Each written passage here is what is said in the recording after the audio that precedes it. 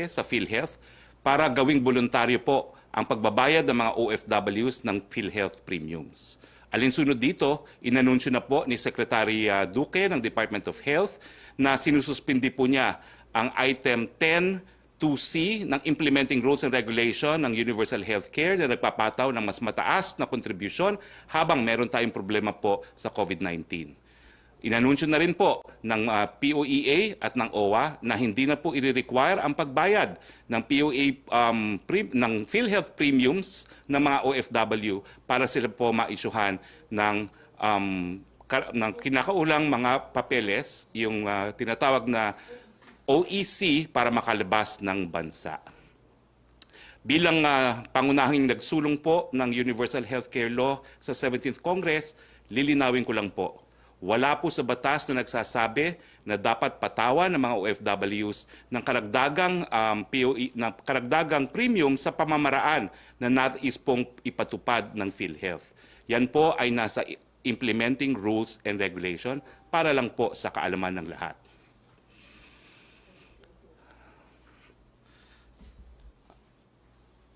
A4 na po tayo ng Mayo. Ika-4 na araw mula na ma-lift ang Enhanced Community Quarantine at mapairal ng General Community Quarantine sa iba't ibang lugar sa ating bansa. Masyado po siguro maaga para makita natin ang kinalabasan ng GCQ, pero kailangan po lang na mag-practice pa rin tayo ng social distancing at pagsuot ng face masks. Uulitin ko po, ito po ang mga areas na nananatili under ECQ. Ang National Capital Region, ang Region 3 with the exception of Aurora, ang Region 4A, Calabarzon, ang probinsya ng Pangasinan, ang Benguet, Iloilo, kasama po ang Iloilo City, Cebu, kasama po ang Cebu City, ang City of Bacolod at ang City of Davao. At sa kahuli-hulihang pagpupulong po ng IATF, nagkaroon po ng rekomendasyon na isama ang probinsya ng Albay at ang Zamboanga City sa mga lugar na mananatili sa ECQ. Nung huling meeting rin po, pinayagan po ang gobernador ng Albay na ilagay sa ECQ ang syudad ng Legazpi. Nasa na ho tayo dito sa laban natin sa COVID-19? Meron na po tayong 9,233 na mga kababayan nagkasakit ng COVID-19. Ang mabuting balita naman po, 1,214 ang gumaling sa sakit, halos doble po sa mga namatay na 607. Kung makikita po natin ang graph, well, nagpapakita po na tumataas pa rin po ang mga kaso ng COVID-19. Pero inaasahan din po natin na yung pagtaas ng kaso ay dahil na rin, nagkaroon na rin po tayo ng mas maraming testing nitong mga nakaraan na araw. Pagdating po sa mga namatay, well, dumadami pa rin po ang suma total ng mga namamatay, pero lumiliit naman po yung mga namamatay sa pang-araw-araw. Kahapon po, 4 lang po ang na-record na namatay. Samantalang ang total recoveries, makikita niyo po sa graph na ito na talagang patuloy po ang pagtaas ng mga gumagaling at matarik po ang linya na nagsasabi na talagang mas maraming mga pasyente ang gumagaling ngayon sa lalong mabilis na panahon. Nagkaroon na po tayo ng 104,146 PCR tests. Pero ito po, hindi pa kasama ang mga tests na ginagawa ng pribadong sektor sa Project ARC. Nagkaroon po sila ng mahigit kumulang na 5,000 additional rapid tests. At sa Maynila alone po, sa Maynila, dun sa 2 lugar sa Maynila, sa Sampaloc at sa Tondo, nakadiscover po sila ng 94 cases na positive at saka 107 cases na positive sa Tondo, and they will be subjected to PCR testing as well. Meron na po tayong 15 We Heal as One centers dito po sa Metro Manila at mga karatig na probinsya. Ito po ang Philippine Arena Quarantine Facility na nagsimula po na mag-operate noong April 30, 2020. Ito po yung Ninoy Aquino Stadium Quarantine Facility na sa ngayon po ay meron ng 90 admitted cases. Ginagamit na po. At marami na rin pong gumaling dyan sa Ninoy Aquino Stadium. Yung World Trade Center Quarantine Facility naman po ay ngayon po merong 384 na mga Pilipinong mga OFWs na naka-quarantine po ngayon dyan sa World Trade Center. Balitang IATF, ang National Task Force Against COVID-19 po ay humingi ng 1 linggong temporary suspension for all international airports inbound flights effective May 3, 2020. Ang dahilan po, meron na po tayong mga 20,000 na mga OFWs na nakauwi at rini-require na po silang lahat na magkaroon ng PCR. Kina-quarantine po natin sila, binabayaran ng OWA sa mga hotel at naubos na po ang mga kwarto sa mga hotels na ito. So kinakailangan natin ng panahon para lumabas po ang resulta ng mga PCR tests bago natin payagan muli na dumating ang iba pa nating mga OFWs. Araw-araw po, mahigit kumulang 2,000 na po ang dumarating na ating mga kababayang OFW. Balitang IATF din po, na-approve na po yung Resolution number 31, gaya na aking sinabi kanina, nagre-recommenda po na mapasailalim pa sa ECQ ang probinsya ng Albay at ang siyudad ng Zamboanga, pero inaantay po natin ang approval ng ating presidente dito. Mabuting balita po, no? Nagdesisyon din po ang IATF na irekomenda sa presidente at alinsunod naman po ito sa kagustuhan ng presidente na mabigyan ng lahat ng nangangailangan. Magbibigay pa po tayo ng ayuda sa ilalim ng Social Amelioration Program sa 5 million, hindi lalampas sa 5 million na karagdagang pamilya doon po sa first tranche ng SAP. Uulitin ko po, hindi lang po 18 million families ang makakakuha ng ayuda sa first tranche ng Social Amelioration Program, dinagdagan na po natin ng 5 million or ang suma total 23 million po alinsunod sa pangako ng presidente na dapat mabigyan ang lahat na nangangailangan. Pero humihingi po ako ng inyong pag-intindi.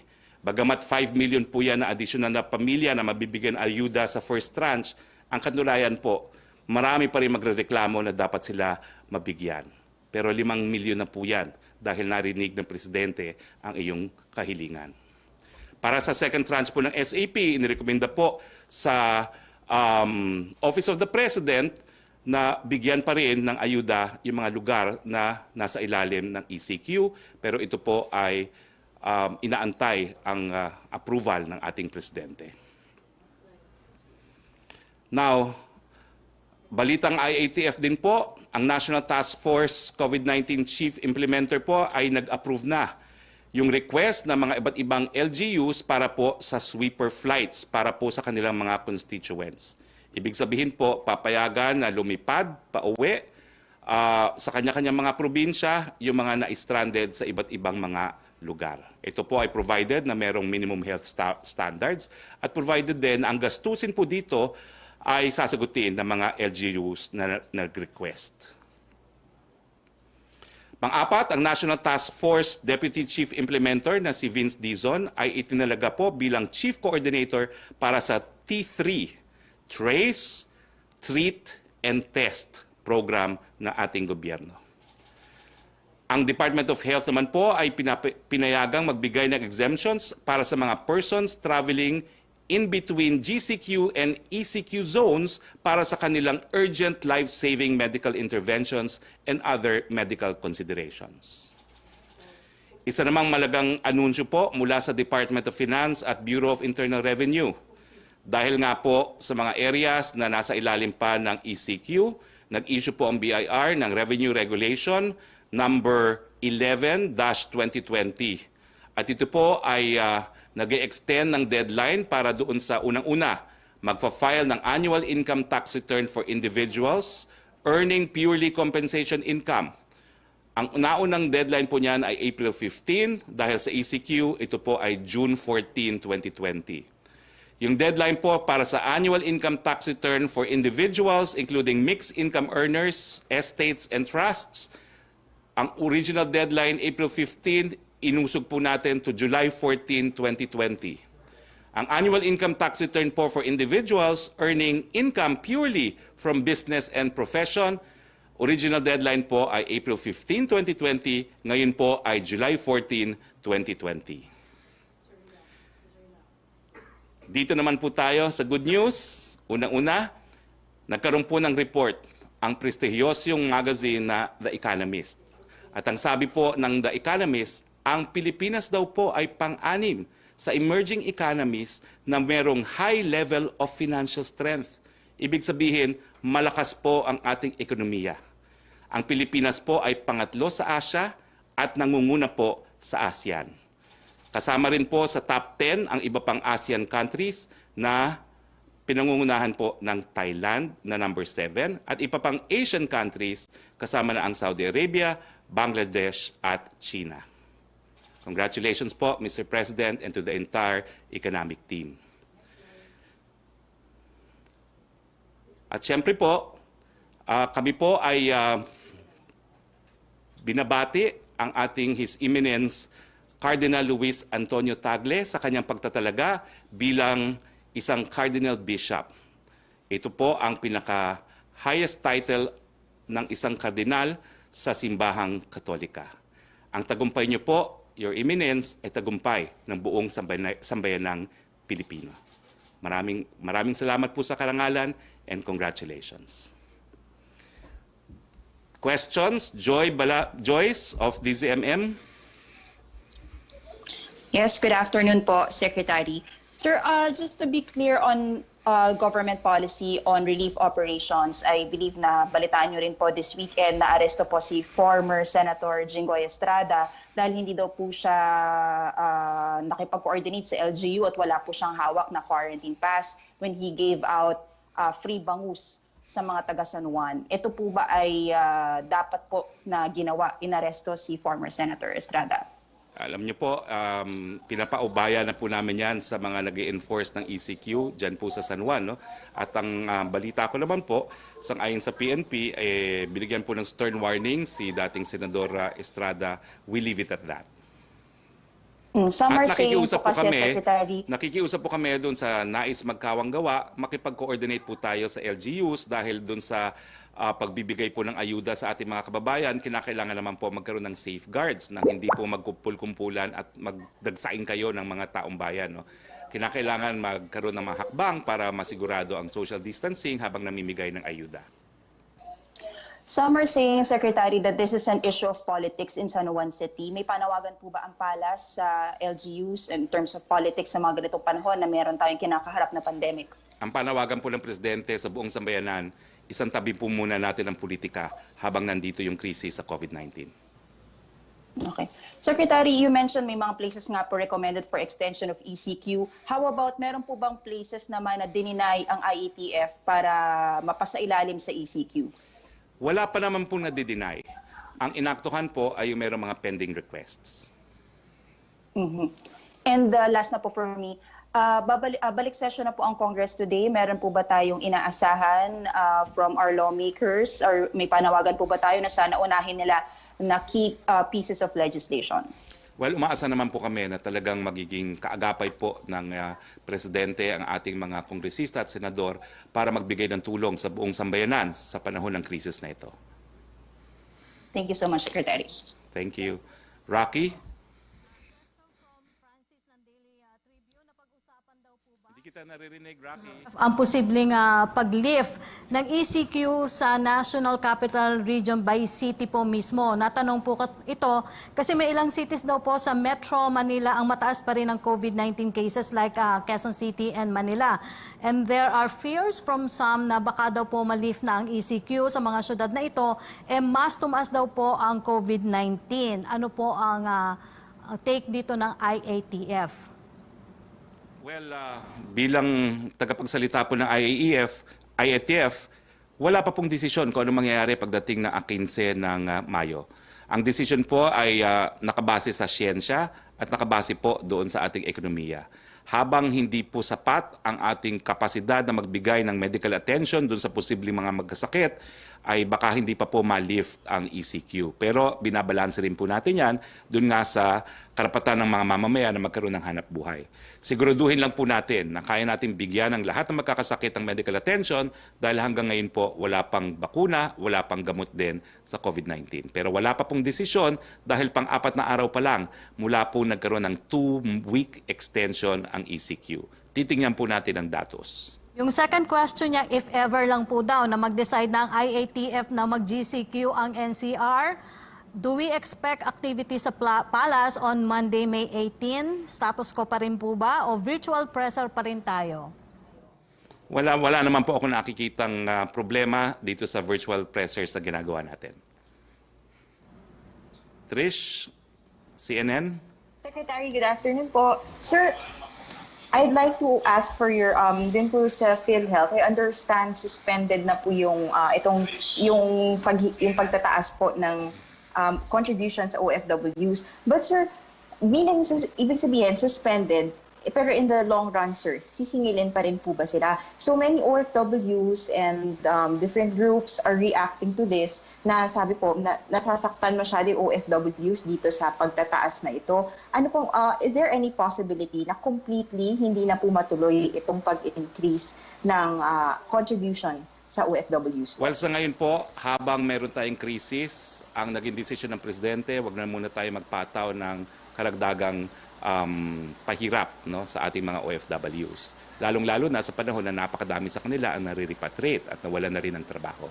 Now, whether or not mapapatataas po yan, well, realidad po na ang isang insurance system ay kinakailangan nakabase po sa actuarial science. Ang linilinaw ko lang po ay unang-una, ang pagtaas po ay hindi 3%. It's only 0.5%. Hindi po 3%. At pangalawa, nakasaad po sa batas na ating sinulong na kapag hindi nakapagbayad ng premiums, hindi po yan dahilan para mawalan ng benepisyo. So kahit anong mangyari po, sagot po tayo ng Estado dahil alinsunod po ito sa obligasyon ng Estado na magbigay ng karapatan ng kalusugan sa lahat ng mamamayang Pilipino. Secretary, on another topic, today is May 4. And ngayon po yung araw na mag-expire yung franchise ng ABS-CBN. What can we expect when 12 midnight strikes? Will they go off-air? And at the same time, sir, over the weekend, Solgen Calida has warned the NPC against issuing a provisional authority to ABS-CBN. Is there any chance, sir, na mag-intervene ang Presidente to let, or Malacanang, to let ABS-CBN continue with its operations, considering, sir, that we are in a crisis and ABS-CBN and so as other media networks are also playing a very important role?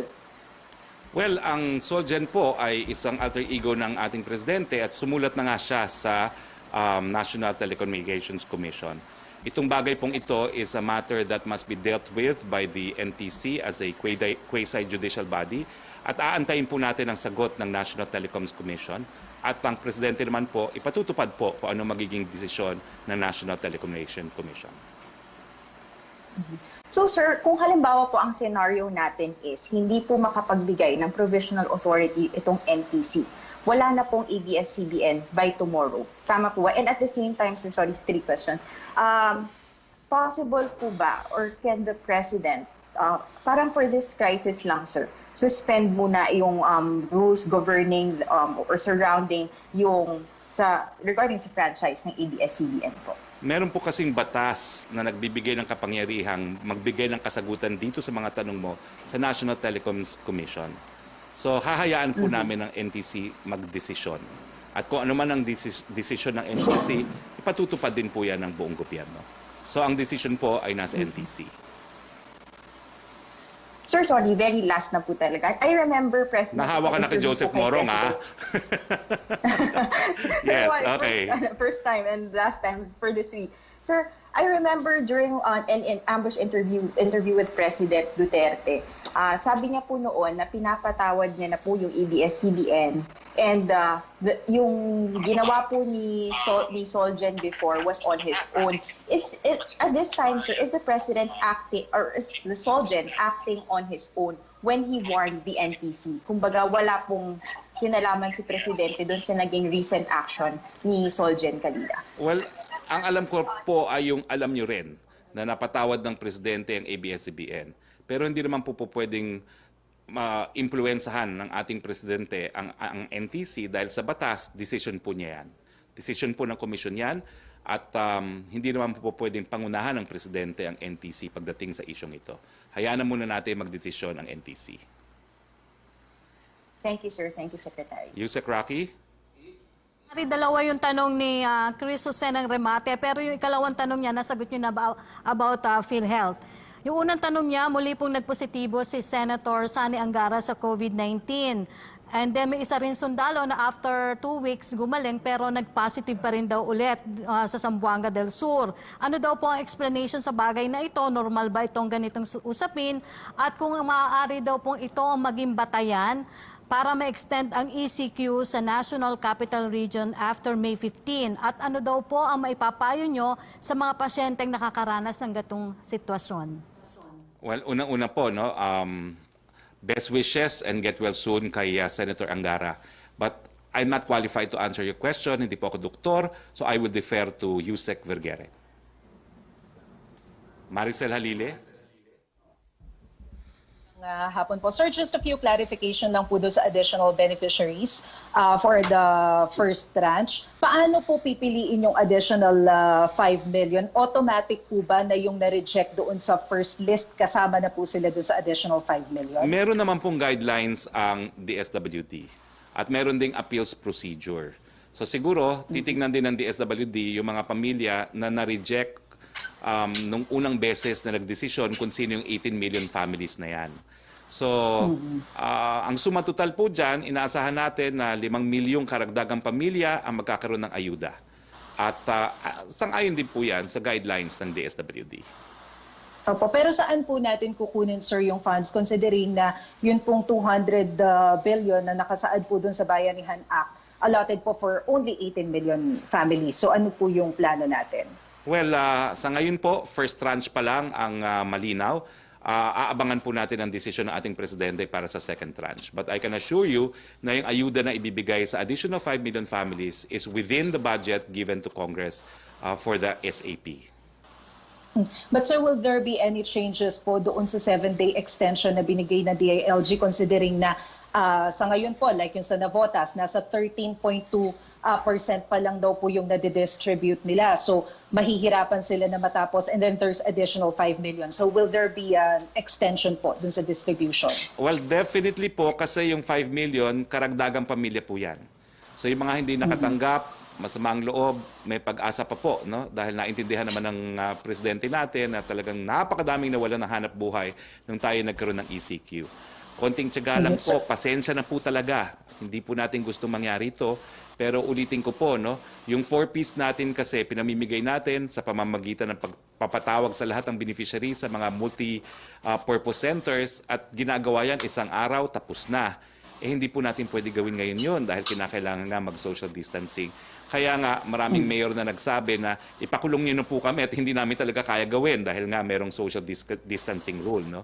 So, pag-intindi na lang po, kapit bisig tayo, makakaraos din po tayo, makakarating din po sa inyo ang ayuda. Sir, last na lang po. What will happen po doon sa second tranche ng amelioration? Will there be any delay considering po na merong additional for the first tranche? Well, number one, di pa po natin alam kung anong scheme na aproba ng presidente. Ito namang 5 million additional families, alinsunod yun sa deklarasyon ng presidente na dapat lahat ng nangangailangan dapat mabigyan. Pero uulitin ko po talagang wala pong aamin ang lahat ng nangangailangan ay nabigyan. Kasi meron pa rin magrereklamo na hindi sila nabigyan at nangangailangan sila. Pero siyempre po, limited ang budget. Pero sa tingin ko, ang 5 million out of the original 18, napakalaking porsyento po yan, no, in terms of additional families na makakatanggap ng ayuda. Thank you, sir. Thank you. Back to you, Roque. From Rose Novenario of Hataw, dalawa po ang tanong niya, pero yung second question niya, nasagot niyo na po about yung arrest kay former Senator Jinggoy Estrada. Ito po yung una niyang tanong. Makatwiran po ba na maging hostage ang isang OFW na kailangan magbayad ng mataas na PhilHealth premium bago ma-issuehan ng Overseas Employment Certificate habang ang matataas na opisyal ng PhilHealth ay tumatanggap ng mahigit 1 bilyong pisong bonus at benepisyo? Napanagot na po ba ang mga alleged tiwaling opisyal ng PhilHealth sa mga napaulat na anomalya gaya ng ghost patients at ghost dialysis? Nahirapan ako sumagot dyan, Rose, kasi para may conflict of interest ako bilang isang Hari Roque na nagsulong ng universal healthcare at Hari Roque na linalabanan yung korupsyon sa PhilHealth. Pero bilang spokesperson po ng Presidente, ang masasabi ko lang po, inatasan po ng Presidente ang POEA at ang ng OWA na wag nang gawing requirement ang pagbayad ng PhilHealth para makuha yung overseas certificate, OEC, employment certificate. No? So, hindi na po kayo hostage, gaya ng sinabi mo. Pagdating dun po sa issue ng good government sa PhilHealth, ay hindi na po ako magkukomento dyan. In my personal capacity, ang sasabihin ko na lang po, zero tolerance po ang Presidente sa korupsyon. Nakabinbin po sa ombudsman ng mga kaso at inaasahan po natin na ang bagong liderato ng PhilHealth ay tignan naman at pag-aralan itong mga reklamong ito. Zero tolerance po ang Presidente Duterte sa PhilHealth. Ang korupsyon sa PhilHealth. Joseph Morong.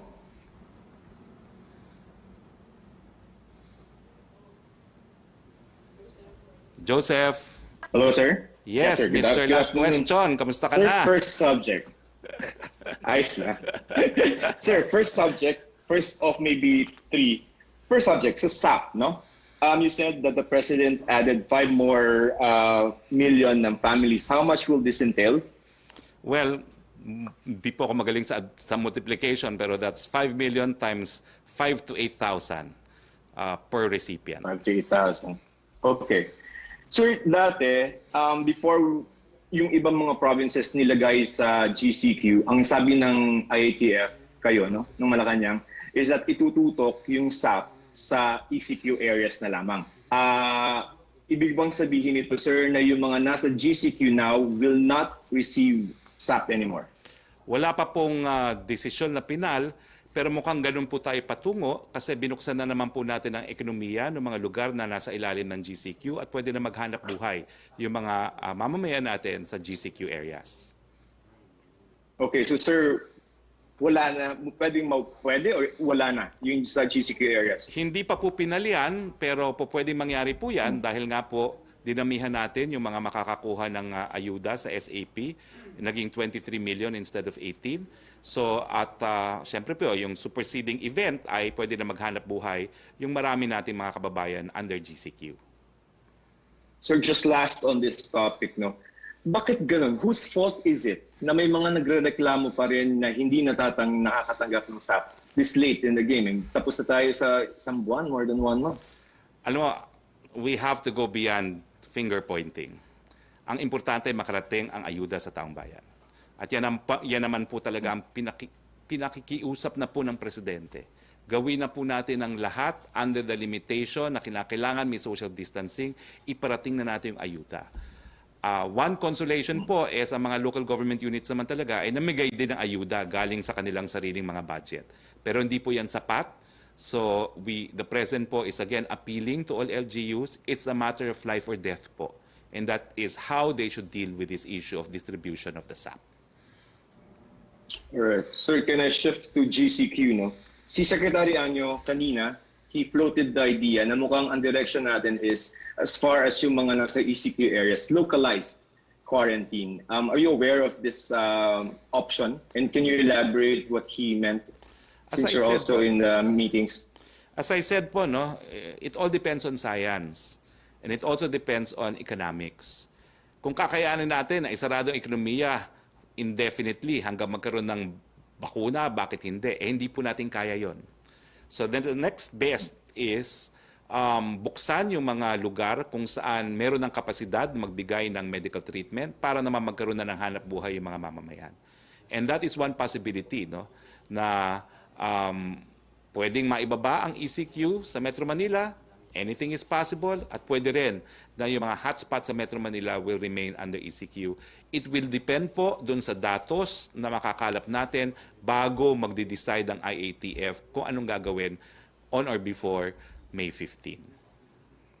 Okay, sir, in terms of data, yung health capacity, I'm sure you've discussed it sa meeting. No? Ano yung capacity natin, healthcare capacity natin in Metro Manila?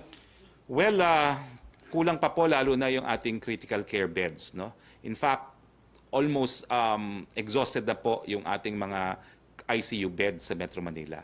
Kaya naman po ginagawa natin ang paraan na unang-una, linilimit na lang natin yung mga malalang kaso ng COVID-19, sila po yung pupunta sa mga ospital at yung mga positive cases na po pwede nang magamot na without the use of ICU, doon na sila sa Wihilas 1 Center. So, meron naman po tayong 15 Wihilas 1 Centers ngayon, kaya meron naman po tayong additional capacity to deal with yung mga taong meron ng sakit ng COVID-19. Okay, so super last. Domestic travel, suspended siya ngayon, but we've been discussing last week, no, na pwede nang ituloy yan, GCQ to GCQ. So after next week, meron ng domestic travel for ordinary people, not just food. The latest from CAAP and the OTR is all commercial flights are still suspended until May 15. So although the possibility is there, suspended po ang commercial flights. Di sila maa-allow pa rin lumipad, even for domestic. No? So ang po pwede po ay yung mga sweeper flights, yung mga medical flights, at iba pang mga emergency flights. After May 15. Well, after May 15, we will find out po, no? Because we will also determine nga, in the first place, kung pwede na mag-operate ang NEA at Clark at saka yung mga major airports including Cebu and Davao. Yan po talaga yung 4 largest airports natin. So, napakahirap po talaga that the hubs are still under ECQ. Okay. Okay, Rocky, you said, Rocky? From Belia Carriazo ng Bandera, may isa daw pong netizen nang lumapit sa kanila at inireklamo ang nangyaring anomalya sa pagkuha ng social amelioration program sa kanilang barangay sa Caloocan City. Ayon sa reklamo ni Nicole Longkop, may ibang kumubra daw po ng 8,000 na ayuda ng kanyang 49-year-old na nanay nang pumunta raw ang nanay niya para kunin ang 8,000 sa isang barangay. Noong April 28, sinabi ng namimigay ng staff na may pumirma na at kumuha ng ayuda nila. Hindi daw sila pinakinggan ng namimigay sa kanyang reklamo. Kahit daw po barangay ay hindi siya pinapasok na magreklamo siya. Tinangka daw po nilang tumawag sa DILG para magreklamo pero wala umanong sumasagot sa telepono hanggang sa naubos na lang daw po yung load nito. Taliwas daw po ito sa mga sinasabi ni Pangulong Duterte na magsumbong basta't may reklamo. So, ano daw po yung magagawa dito ng Malacanang? Humihingi po sila ng tulong sa Malacanang kung ano ang dapat gawin. Well, kung sino man yung nagtanong sa media, maraming salamat. Sa iyo na po kami makipag-ugnayan para masigurado na maaktuhan ito ng DILG, pero sigurado po gagawa ng kaukulang hakbang ang DILG para parusahan kung sino pong gumawa nito. So sa amin na po kayo makipag-ugnayan kung hindi nyo may reach ang DILG, and we will make sure na magkakaroon po ng aksyon ng DILG. Pero hindi po yan kinukonsente ng ating presidente. From Eileen Taliping ng Abante Tonight, is there a chance for the left out of PWD, senior citizens and single parents to be included in the second list for SAP? Apparently, marami umanong hindi nakatanggap ng cash assistance na dapat sanang makatanggap pero hindi daw allegedly na isama sa listahan ng DSWD. Well, wag na natin pag-usapan ng second tranche. Ang sagot ay yes, yes, yes, yes, yes. Dahil meron na nga pong 5 million additional families na mabibigyan ng ayuda during the first tranche of SAP. From Jason ng FOCAP, Dr. Minggita Padilla, who was among those consulted by the government, has said that there appears to be an immense backlog in the number of cases being reported by the DOH. An estimated 8,000. She accused the DOH of lying. May we get the sentiments of the IATF about this? Siguro hindi naman po pagsisinungaling yan. It's just siguro mas kinakailangan natin ng mas accurate reporting. Ngayon nga po, iba na ngayon ang reporting ng DOH. No? Rinireport nila yung total number of tests done, 121,283 tests done, pero nire-report na rin nila kung ilang individual, 107,000 individuals. Meron din pong proposal na, alam nyo, kaya rin tumataas yung figures ng mga new cases of COVID kasi nagsuswab tapos tumatagal ng 3 hanggang 4 na araw yung resulta. So pag nag-test ng positive, ire-record lang siya after makuha yung positive test. So isang rekomendasyon ay pag nag-positive ang isang tao, i-record yung additional case na yon dun sa petsa kung saan siya kinuhanan ng swab para mas accurate. Nang hindi naman tayo nagugulanta na biglang tumaas yung figure. Yung pala, dahil lumabas lang yung results ng swab testing. No? So, yun lang po. No? At ito ang dahilan kung bakit tinalaga po si BCDA President Vince Dizon at buong buo naman po ang tiwala ng buong IATF at ng Presidente kay Vince Dizon para maging T3 SAR, Test, Trace, and Treat. Pagtiwalaan po natin si Ginoong Vince Dizon na dami pa niya ang testing capacity ng buong bayan, hindi lang po ng gobyerno, pati po ng pribadong sektor. From Pia Gutierrez, ABS-CBN, follow-up lang po about their franchise. What is Malacanang's stand on the issue? How do you see the threat given by the Office of the Solicitor General that they may be prosecuted under the Anti-Graft and Corrupt Practices Act if they issue PAs to ABS-CBN and ABS-CBN convergence despite DOJ opinion that there is basis to allow broadcast entities to continue operating while their bills for franchise renewal remain pending in Congress? Well, nasagot ko na po yan, pero I will say it in another way siguro. We will apply the exhaustion of administrative remedies. The matter po ay didesisyonan ng administrative agency which has specialized competence para magdesisyon sa mga bagay nito, which is the National Telecommunications Commission, and we defer to whatever ruling the NTC may have. From Angel Ronquillo and Joe Montemayor, may report daw po yung DILG, May 16, posibleng malagay na yung ibang lugar dito sa Metro Manila sa GCQ. May listahan ba tayo, Secretary? At kung yung iba naman daw po sa Quezon City na posibleng ituloy pa rin yung ECQ kung may listahan na rin po daw? Spekulasyon pa lang po yan. Pang-4 na araw pa lang ng 2 weeks extension, titignan po natin ang datos. Siyensya, ekonomiya, yan po ang titignan. From Janaling Kabiling na Manila Bulletin, will the Palace support Duque's, Secretary Duque's call to suspend PhilHealth premium hike for OFWs? Tsaka yung any appeal daw to PhilHealth to settle financial obligations to hospitals. USC Hospital has retrenched workers partly due to financial losses, including PhilHealth failure to pay 180 million obligation. Well, as I said earlier po, no, ang presidente na po ang nag-issue ng direktiba na itigil muna itong mga paratang o mga pabigat sa OFWs natin habang panahon po ng COVID-19. At yan naman po ay nagkaroon ng mabilisang aksyon ng ating kalihim ng kalusugan, no, at sinuspindi nga yung increased collection para sa PhilHealth. No?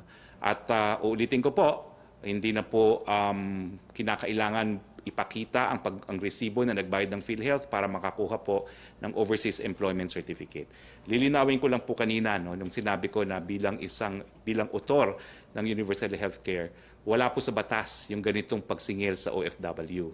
Yan po ay nasa IRR. At hindi man lang po ako naimbita dyan sa IRR na yan.